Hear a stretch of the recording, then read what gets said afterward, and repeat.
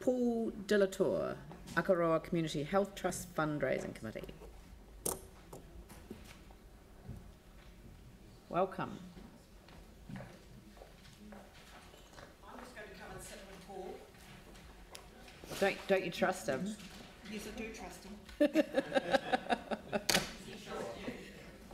Yeah, Paul, come and sit beside me. No, I've got it here. I mean, this particular question has excited quite a lot of interest from a wider public who haven't understood that this is something that that a local community within the city has asked for. Well, So, please tell us the story. Yeah, well, good morning, Madam Mayor and councillors, and thank you for this opportunity. And I'm not surprised that people did get it a bit misconstrued, but especially that funding facilities not owned by the council. But councillors, this is a great opportunity for the council to have a consultation so that the council can help fund facilities not owned by the council. And I stress this consultation is important. Absolutely. The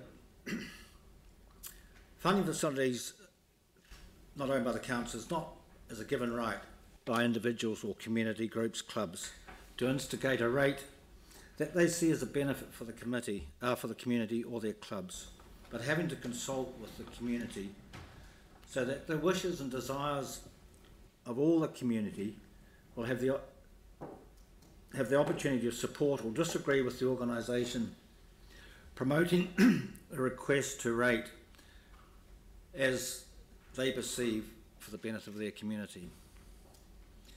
If a community requests the council to consult with that community and has the support of a rate for the facility, the burden of that rating cost is not shared by the greater council. And I think that's an important point that people have got to realise that.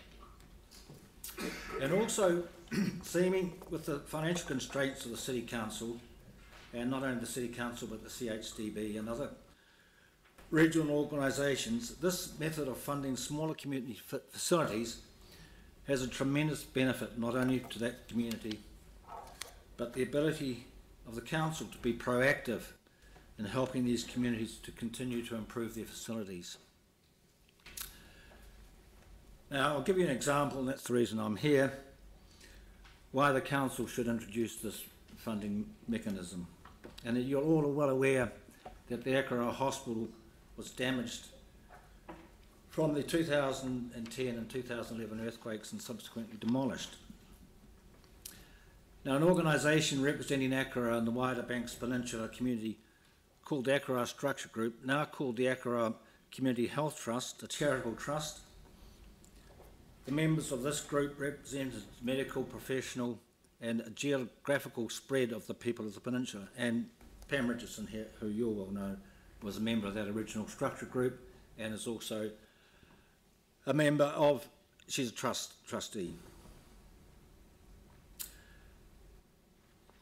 This was formed, and from the desires of residents to investigate, formed for the desires of the residents to investigate the opportunity of rebuilding our Akaroa health facility.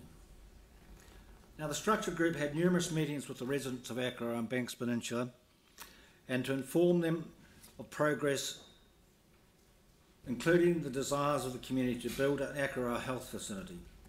The overwhelming comments and feelings from these community meetings was to build a facility. Eventually, an agreement was reached with the District Health Board and the structured group to build a health facility. And one of the provisos of this agreement was that the community had to make a financial contribution, 2.5 million towards the cost of the building plus set-up costs in the vicinity of $500,000. Now, the strategy to raise this money was developed in three main thrusts: approaches to the community for direct donations, approaches to regional and national organisations for grants, and a request to the Christchurch City Council to instigate a rate to help fund the building. Now, this rate would only be on the old Akaroa County Council area. Now, I put this request in approximately 18 months ago, and last year did submit also to the annual plan.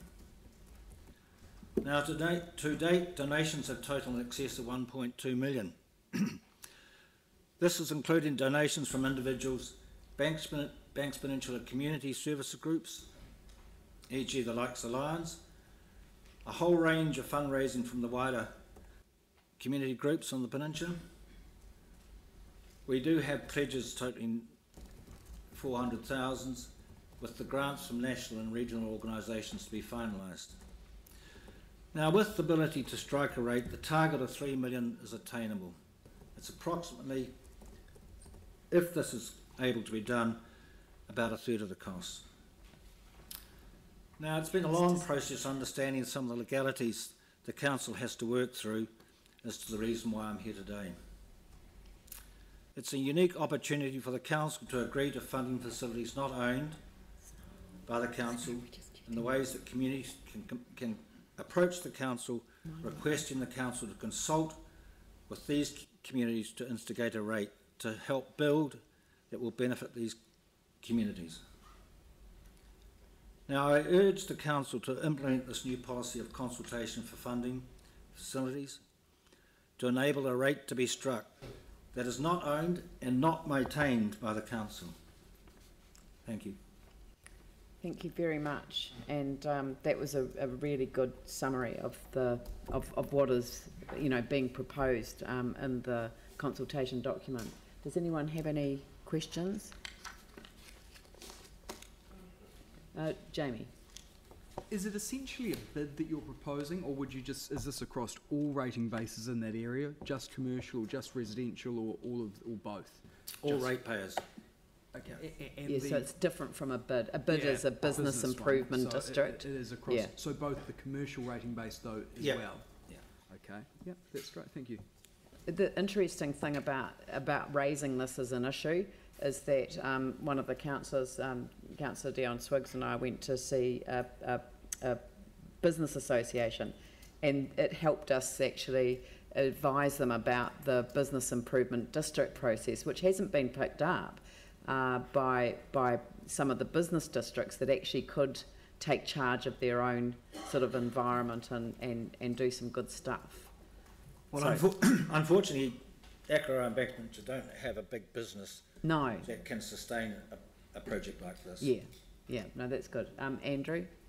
Paul, thanks very much indeed for the presentation and you know, for once again providing information on this project. And I mean, it's clear that there's been a huge amount of work done in the community. Do you believe, I mean, one of the issues I think, and one of the reasons we went out with the question that we did, is around community support for these kind of projects. I mean, obviously there's a high level of awareness in the Akaroa community about this project. Do you also believe that there would be a high level of support for rating for it in this way?